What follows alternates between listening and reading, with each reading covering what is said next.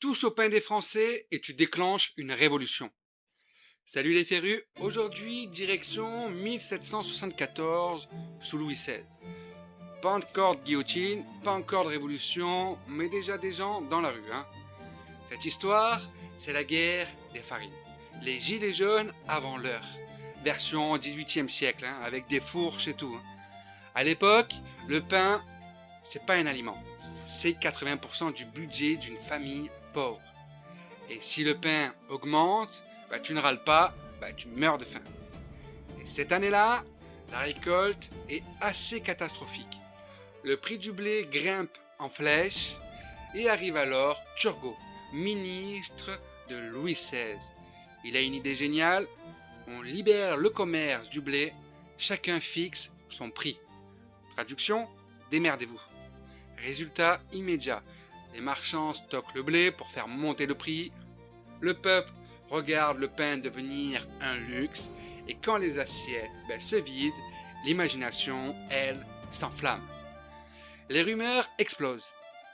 Les meuniers coupent la farine avec des fèves, puis avec des haricots, et même avec du plâtre et de la craie. Oui, du pain genre béton armé.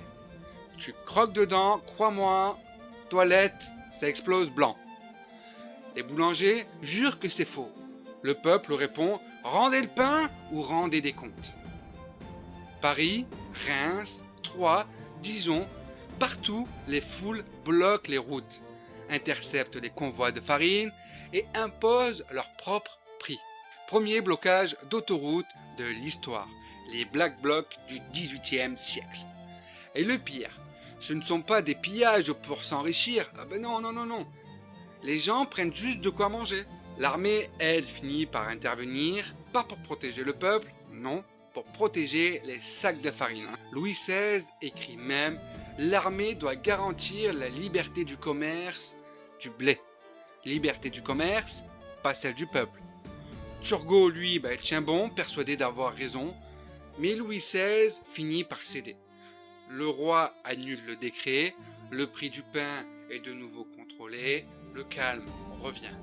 Enfin, en surface, car le peuple a compris quelque chose. Pas que le blé manque, non, pas que le pain est coupé au plâtre, mais que l'État peut plier. Et oui, ce jour-là, il réclamait du pain. Et 14 ans plus tard, ils vont réclamer une tête. Allez, dis-moi dans les commentaires si tu connaissais cette histoire, la guerre des farines. C'était Michael et je te dis ciao!